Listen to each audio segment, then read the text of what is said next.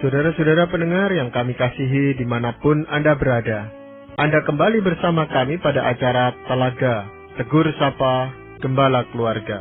Saya Gunawan Santoso dari Lembaga Bina Keluarga Kristen, dan kali ini saya bersama Ibu Wulan Sarjana Teologia.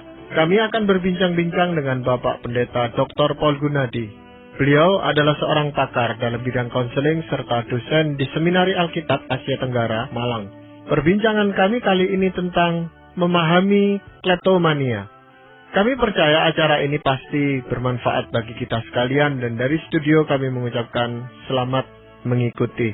Kita sering mendengar istilah kleptomania, Pak Paul, tetapi sebenarnya apa sih pengertian dari kleptomania itu, Pak Paul? Kleptomania itu berasal dari dua kata, klepto dan mania. Mania itu sendiri sebetulnya itu berarti kegilaan ya, atau kegemaran yang berlebihan. Sedangkan kata klepto memang berarti mencuri. Jadi kleptomania adalah kegemaran untuk mencuri. Nah, ini suatu jenis penyakit yang memang berkaitan dengan kejiwaan seseorang. Nah, ini yang akan kita bahas pada saat ini, Pak Gunawan. Itu dari bahasa apa, Pak Paul? Dari bahasa Yunani sebetulnya. Nah, itu apa banyak orang yang mengidap penyakit itu gitu? Sebetulnya tidak banyak. Jadi sangat-sangat sedikit, dan ya puji Tuhan ya, karena tidak banyak. Namun ini memang bukannya pencurian biasa ya. Jadi bukannya seseorang yang memang sering mencuri dan ditangkap karena mencuri. Bukan itu biasanya. Nah, jadi orang-orang yang menderita gangguan ini tidak bisa dilabelkan sebagai pencuri dalam pengertian yang kriminal. Walaupun tindakannya tetap tindakan kriminal, namun kita akan membedakannya dari pencuri biasa berdasarkan beberapa hal nanti itu. Berarti orang itu sedang sakit, semacam mengalami sakit kejiwaan gitu, Pak? Sebetulnya gangguan utamanya adalah gangguan penguasaan diri ya. Jadi di dalam pengkategorian gangguan jiwa ini dimasukkan dalam bagian gangguan penguasaan diri. Yang berarti orang ini nih tidak memiliki kemampuan untuk menguasai impulsusnya ya. Tidak bisa menguasai dorongan-dorongan dari dalam dirinya. Sewaktu hasrat mengambil ya atau mencuri itu tuh muncul, maka dia tidak memiliki kesanggupan untuk mencegahnya. Ya, penderita kleptomania ini nih sebetulnya tuh tidak datang ke toko untuk mencuri, tidak sama sekali. Dia mungkin saja datang ke toko untuk melihat ya, atau membeli barang yang lain. Nah, kemudian dia melihat sesuatu. Nah, dia tidak bisa melawan hasrat dalam dirinya tuh untuk berkata jangan ambil kalau tidak mau beli. Dia tidak bisa, dia akan mengikuti dorongan hatinya dan mengambilnya dengan diam-diam atau mencurinya. Sebab sekali lagi, nilai yang terkandung adalah di tindakan sembunyi-sembunyi itu tuh. Meskipun dia bisa bayar. Dia bisa bayar, tapi waktu dia ambil dengan sembunyi-sembunyi, nah itulah yang dia cari itu. Sensasi atau perasaan seperti itulah yang memang dicarinya. Iya, Pak Paul, saya dengar beberapa kali kasus kleptomania ini, ternyata memang pelakunya tuh berasal dari keluarga yang lumayan kaya gitu. Jadi bukan karena kebutuhan sesuatu, nggak punya uang untuk beli barang tersebut begitu. Benar-benar kaya gitu. Jadi menarik seperti yang Pak Paul jelaskan barusan ya, Pak Paul. Jadi memang orang yang menderita kleptomania mencuri bukan karena nilai berapa besar harga barang tersebut gitu tuh, dan dia tidak punya uang, jadi ya harus mencurinya. Bukan karena itu tuh, dan juga bukan karena barang ini nih akan berguna buat saya nih, maka saya mau ambil Tapi justru seringkali dengan orang-orang yang menderita kleptomania, setelah dia ambil barang itu, terus dia buang, dia kasihkan orang. Tidak banyak di antara mereka yang akan menyimpannya. Ada sebagian yang menyimpannya. Tapi mayoritas adalah membuangnya atau memberikannya kepada orang lain. Jadi waktu dia udah pulang, dia lihat itu barang, ya kemungkinan besar dia geletakkan di mana saja dan dia lupakan, nanti mungkin dia berikan kepada orang lain. Jadi bukannya termotivasi oleh, wah barang ini begitu saya butuhkan dan begitu berguna sehingga seharusnya lah saya dapatkan. Atau wah ini barang berharga, makanya saya mau ambil. Bukan itu juga. Jadi seringkali memang yang diambil itu tuh bisa-bisa barang kecil-kecil yang tidak ada nilainya, tapi diambil. Nah akhirnya berurusan dengan polisi karena akhirnya ditangkap. Sebab dianggap ya memang itu tindakan pencurian. Pak Pol, kalau dari penjelasan Pak Pol berarti itu saya tangkapnya nggak ada rencana apa-apa sebelumnya ya Pak Pol. Jadi misalnya ke rumah temen, dia lihat HP menarik gitu. Tapi waktu itu momennya nggak memungkinkan, lalu dia berencana untuk datang kedua kalinya, ketiga kali. Berarti nggak seperti itu ya Pak Pol? Bukan. Jadi kalau dia merencanakan dalam pengertian dia memang ingin mendapatkannya, dia lihat itu dan dia ingin sekali mendapatkannya, dan pada saat itu kesempatannya belum muncul, bisa jadi dia akan merencanakan mengambilnya pada waktu yang lain. Itu bisa jadi seperti itu. Namun dalam pengertian begini, tidak direncanakan, pada umumnya mereka itu tuh akan mendapatkan dorongan-dorongan untuk mengambil pada waktu kapan saja dan di mana saja. Dan yang menarik adalah ini juga, gangguan ini bisa muncul untuk satu kurun, sering terjadi pencurian, tapi bisa berhenti. Dan benar-benar hilang untuk misalnya berbulan-bulan atau bahkan bertahun-tahun. Namun setelah itu tuh, muncul lagi untuk satu kurun. Nah, kadang-kadang itu juga yang terjadi. Jadi tidak selalu kleptomania itu tuh menghinggapi orang terus-menerus. Tidak selalu begitu. Ada kalanya ya hanya untuk satu kurun. Setelah itu berhenti. Nanti bisa muncul kembali. Tapi ada juga yang nggak muncul. Nah, kira-kira seperti itu masalahnya. Nah, itu sebenarnya ada dorongan apa di dalam diri orang itu, Pak? Hanya ingin memiliki. Dan ini nih yang paling menariknya. Sebelum dia mengambil ya barang tersebut, dia merasa resah, tegang. Ada sesuatu yang sepertinya tuh bergejolak dalam jiwanya. Dia rasanya tuh sangat butuh ya. Seperti orang yang memang membutuhkan narkoba ya. Sebelum dia mendapatkan narkobanya tuh dia merasakan kan tubuhnya tegang, tidak tenang, resah. Nah, waktu dia mendapatkan narkoba itu dia tenang kembali. Nah, ini nih seperti itu juga. Jadi sebelum dia mengambil, waktu dia mulai melihat dan dia tiba-tiba terdorong oleh niat untuk mengambil, kalau dia tahan, dia tambah tegang, tambah cemas. Akhirnya dia harus turuti. Jadi daripada dia terus-menerus tegang, tidak bisa menahan diri, dia ambil. Nah, setelah dia ambil, tiba-tiba ketegangan itu mereda. Dia tenang kembali, sejahtera, dan dia merasa puas, dan dia pulang rasanya lega gitu tuh. Benar-benar memang ya sesuatu yang berkaitan dengan sebuah gangguan ya, makanya ini masuk dalam gangguan kejiwaan juga. Pak Pol, apa yang terjadi kalau niatnya itu nggak kesampaian gitu? Dia pengen sesuatu kan, Pak Pol bilang tadi dia tegang begitu ya. Tapi situasinya nggak memungkinkan untuk dia ambil gitu. Apa yang akan terjadi? Apakah dia nggak akan pulang? Atau pada akhirnya terus dia minta? Kalau minta berarti bukan mencuri kan begitu. Tapi demi barang itu jadi milik dia gitu. Atau apa gitu Pak Pol? Dia minta tidak ya. Sebab kenapa? Sebab waktu diberikan dengan biasa saja gitu, nilainya beda ya. Jadi kepuasannya justru terletak pada mengambil tanpa sepengetahuan si pemiliknya. Itu adalah seninya, nilainya, kenikmatannya tuh bagi penderita kleptomania. Dengan kata lain, kalau misalkan kita itu tuh limpahkan dia dengan barang dan orang tuanya misalkan bertanya mau apa, kami belikan, kami sediakan semua. Dan dia akan berkata, ya tidak mau apa-apa, tidak perlu apa-apa. Namun waktu dia nanti ke toko, nah dia melihat tiba-tiba muncul keinginan mengambilnya, dan dia akan harus ambil. Sebab ya itu dia nilai yang terkandung terletak pada mengambilnya tanpa sepengetahuan si pemilik, seperti itu. Nah, ini dibedakan juga dengan ini ya, ada orang yang mencuri, walaupun bukan profesinya sebagai pencuri, namun dia mencuri karena itu adalah luapan kemarahan.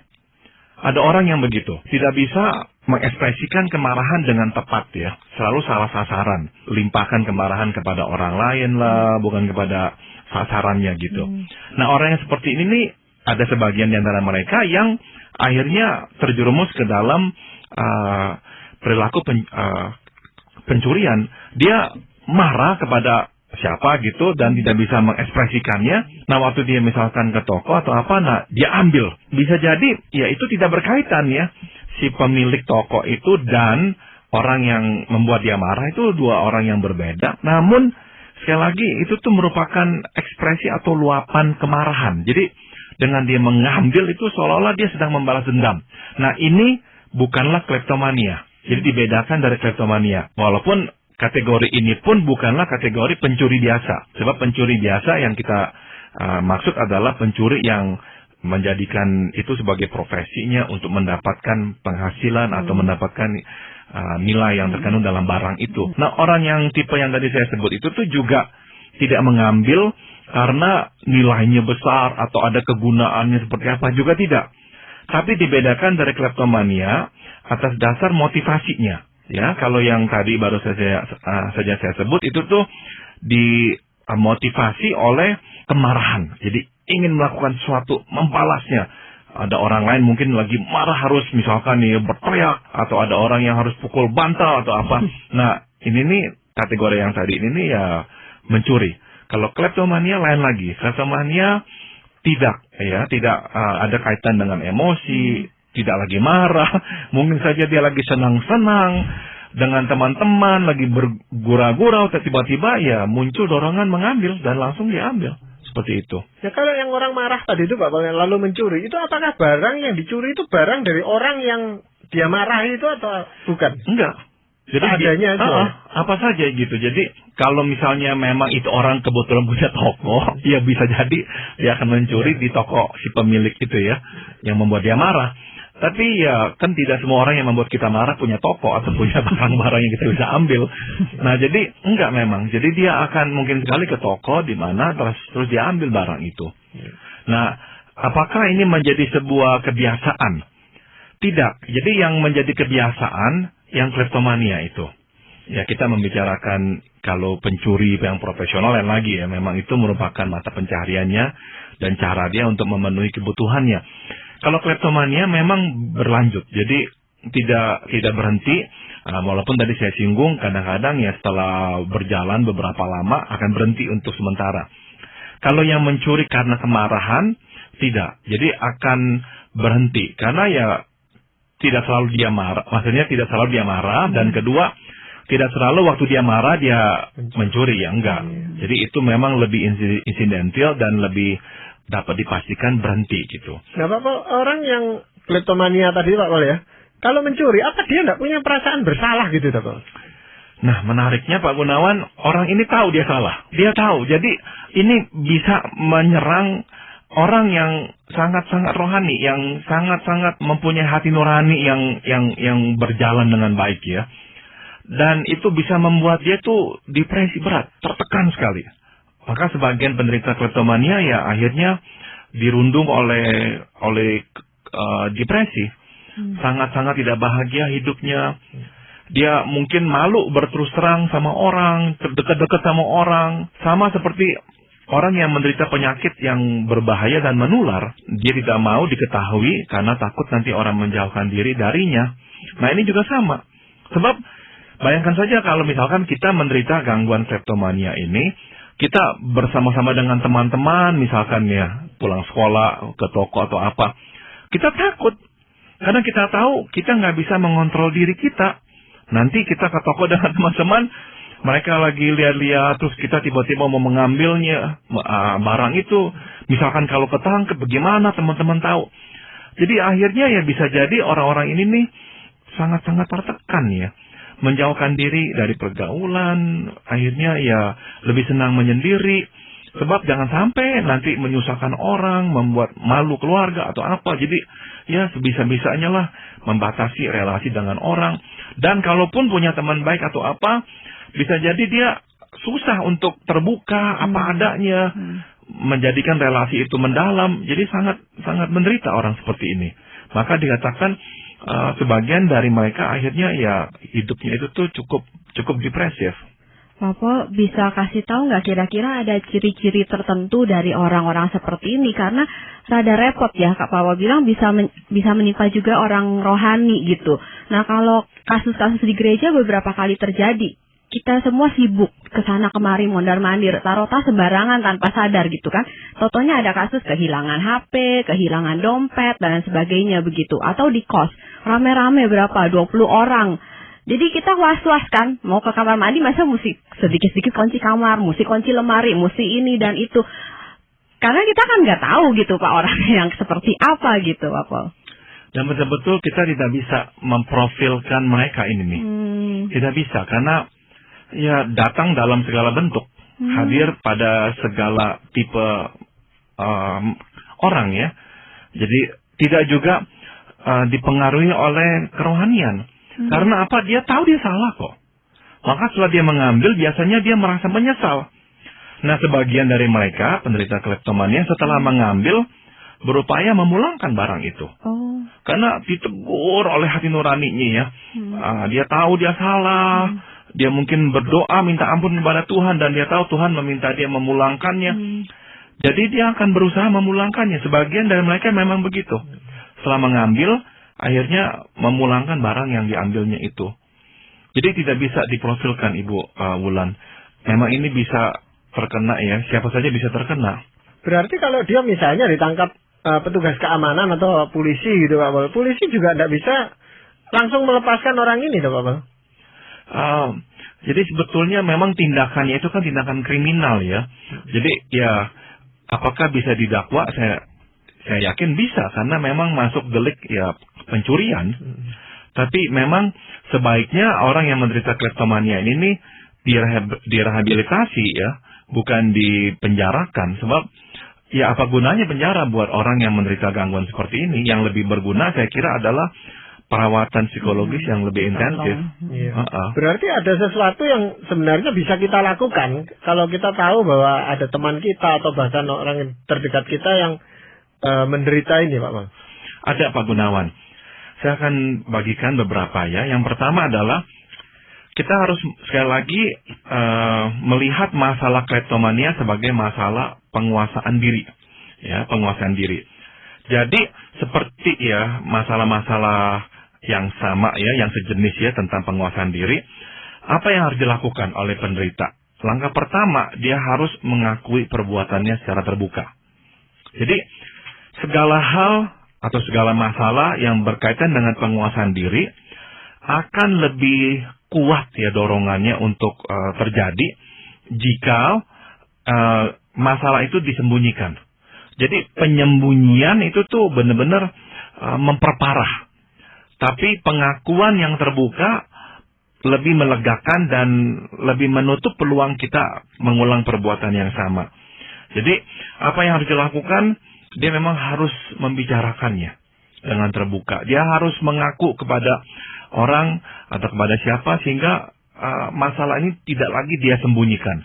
Semakin disembunyikan, semakin menggerogoti dia dan bukankah dia semakin menderita pula. Jadi langkah pertama adalah pengakuan secara terbuka. Bapak, apa ada yang maksudnya kasus-kasus mereka mau gitu mengakui karena ini kan suatu hal yang memalukan sekali gitu, atau nunggu sampai ada kasus tertentu di mana dia tertangkap barulah pada saat itu dia mengakui gitu Bapak? Saya bisa mengerti sekali Bu Wulan. Memang kalau kita menderita gangguan seperti ini kita akan sangat malu sekali. Saya bisa bayangkan ya, apalagi kalau misalnya ya orang tua kita tokoh masyarakat, tokoh gereja, dan sebagainya. Kita harus menjaga reputasi mereka. Jadi memang menakutkan sekali. Nah, jadi kita harus membuka diri kepada orang yang dapat kita percaya. Yang integritasnya memang sungguh-sungguh ada ya. Nah, maka ini kita masuk ke langkah kedua ya, yaitu kita mesti membentuk sebuah tim. Tim ini terdiri dari siapa? Siapa saja ya, teman, rohaniwan, ya, kakak pembimbing kita atau siapa, atau konselor kita, pendeta kita. Nah, kita minta mereka itu, misalkan 2-3 orang itu menjadi tim kita. Tim apa? Tim pendukung yang bertemu dengan kita secara berkala. Mendoakan kita, ya, secara berkala, secara teratur. Dan kita juga dalam pertemuan setiap minggu itu, misalkan dengan mereka, kita melaporkan dengan jujur aktivitas kita. Jadi benar-benar kita minta agar mereka itu tuh bersedia mendampingi kita dalam pergumulan kita. Pergumulan artinya jatuh bangunnya. Bukan kemenangan-kemenangan saja. Jadi kalau mereka itu tuh menuntut harus menang ya, jangan. Memang harus meminta kelompok yang bersedia ya menerima dia, kalaupun dia harus jatuh lagi. Nah, misalkan apalagi itu langkah konkretnya. Dia ingin pergi ke toko. dan ini di tempat terbuka, dia harus menelpon atau memberitahu temannya, kelompok itu, dan berkata, tolong doakan saya akan pergi ke sana. Dan nanti setelah saya pulang, tolong ngecek dengan saya, apakah saya mengambil barang dari situ. Benar-benar, memang dengan serius ya, dengan kemauan yang besar, meminta kelompok ini nih mendukungnya, mengecek, memantau, dan memastikan dia tidak mengambil lagi. Pak Paul, apakah dengan langkah-langkah seperti ini benar-benar sungguh-sungguh menolong, benar-benar memangkas gitu ya? Karena kan kalau saya dengar ini jadi langkah-langkah memangkas perilakunya aja gitu. Atau sebenarnya perlu ditolong, apa perlu ditelusuri, apakah masa kecilnya pernah mengalami apa gitu Pak Paul? Bisa jadi ada apa-apa yang terjadi di masa kecil ya, di mana dia ingin punya barang, tidak bisa, dia mencuri. Bisa jadi ada itu tuh. Dan kalau memang ada penyebabnya, itu lebih gampang. Sebab kalau penyebabnya ditemukan dan dibereskan, ya berarti ya bisa selesai dengan lebih mudah. Masalahnya dengan kleptomania adalah kita sampai sekarang belum tahu pasti apa penyebabnya itu. Apakah ini dari lingkungan, apakah ini sesuatu dari dalam diri atau apa? Sesuatu yang memang masih sangat samar. Maka ya langkah pertama memang adalah memangkas atau mengontrol perilaku itu. Sebab perilaku itu tuh berbahaya. Bisa membawa dia masuk ke penjara atau berurusan dengan polisi. Jadi harus dijaga itu, perilakunya harus dihentikan ya. Nah, tadi langkah kedua adalah ya berhubungan dengan sesama ya, meminta teman-teman memberikan dukungan. Langkah yang berikutnya adalah dia harus mengakui ketidakmampuannya di hadapan Tuhan.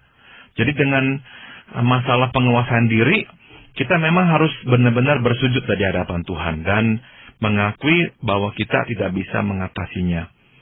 Dan kita harus memanggil ini sebagai problem. Kenapa kok saya tekankan ini? Ada dorongan dalam diri orang-orang ini juga untuk tidak mengakuinya. Kadang-kadang daripada mengakui ini sebagai problem, selalu dia akan berdalih, oh ini nanti bisa saya selesaikan sendiri. Oh nanti bisa saya atasi. Oh itu hanya kali itu saja, nanti tidak lagi. Nah kita tidak bisa itu ya bersandiwara dengan diri kita sendiri. Tidak bisa kita meyakinkan diri bahwa ini bukan masalah. Tidak. Kalau udah terjadi sekali dua kali itu tuh udah masalah ini nih. Dan berarti sudah lepas kendali. Nah orang yang menderita kleptomania harus ya mengatakan bahwa iya saya punya problem ini. Ini masalah ini. Dan saya tak punya kendali lagi. Nah maka datanglah kepada Tuhan yang mempunyai kekuatan untuk bisa menolong kita. Jadi benar-benar dia harus datang kepada Tuhan. Dan bukan hanya datang mengakui. Tapi dia harus dekat dengan Tuhan. Karena tadi meskipun saya sudah singgung, mereka itu tahu itu salah ya. Tapi saya percaya kalau dia jalan dekat dengan Tuhan, benar-benar mengalami kehadiran Tuhan menit demi menit terus menerus ya, itu akan menolong dia, tidak sembarangan lagi berbuat dan mengambil barang orang. Mungkin selama ada yang mendampingi dia, termasuk kesadarannya bahwa Tuhan sedang mendampingi dia akan berkurang Pak Paul mencurinya. Betul sekali. Jadi memang suatu ini ya latihan mental, mengingatkan diri bahwa Tuhan mendampingi, Nah jadi itu langkah yang memang dia harus ambil, harus jalan dekat dengan Tuhan. Nah langkah yang berikutnya adalah sebagaimana kita tahu ya waktu Yusuf dicobai ya oleh istri Potifar, dia lari, karena itu tuh berkaitan dengan seks. Seks kan sesuatu yang susah dilawan, makanya dia lari. Terus juga di Perjanjian Baru, Paulus juga mengatakan hal yang sama ya. Larilah dari nafsu masa mudamu. Jadi, untuk hal-hal yang memang terlalu besar dan bisa menguasai kita, Tuhan meminta lari. Jangan coba lawan. Nah, untuk orang yang menderita kleptomania, saya akan mengatakan hal yang sama. Kalau sudah mengakui ini problem terlalu besar untuk kita hadapi, minta Tuhan menolong kita, dan kita harus lari dari pencobaan itu. Artinya apa? Kalau kita mulai merasa sedikit saja keinginan itu tuh, kita tidak boleh pikir apa-apa, letakkan barang-barang kita mesti keluar dari tempat itu. Benar-benar angkat langkah 1000. Benar-benar tinggalkan. Jangan pikir, nanti beli ini dulu, nanti beli itu dulu. Oh jangan. Langsung tinggalkan toko itu dan keluar dulu. Keluar dulu, tenangkan, atur napas, perlahan-lahan, keluarkan lagi, pulang ke rumah. pulang ke rumah. Nanti mau balik ke sana, jangan sendiri. Minta seseorang mendampingi kita untuk ke sana. Jadi orang yang menderita kleptomania harus dengan sendirinya ya, dari dirinya sendiri mau sembuh. Kalau tidak mau, tidak mempunyai kekuatan seperti itu, ya dia akan mudah lagi jatuh. Pak Pol, ada nggak kasus-kasus di mana penderita klepto ini tapi juga sekaligus pemakai narkoba? Tadi Pak Pol kan menyinggung ada kemiripan gejalanya ya dari pemakai. Nah, kalau ada bagaimana tuh penanganannya, pasti lebih parah atau bagaimana Pak Pol? Nah, kalau misalnya memang ada gangguan narkobanya, biasanya yang pertama adalah narkobanya dulu ya kita urus ya, karena narkoba itu tuh akan mempengaruhi fungsinya dia. Jadi dia akhirnya bisa lebih kuat untuk mengontrol dirinya. Kalau dia juga terpak oleh narkoba, dikuasai oleh narkoba, dia makin lemah.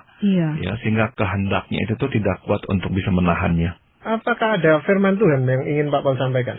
Saya akan bacakan dari Mazmur ya, pasal 3 ayat 6 di sini dikatakan, aku membaringkan diri lalu tidur. Aku bangun sebab Tuhan menopang aku. Nah, ini adalah perkataan dari Daud. Nah, apa itu artinya?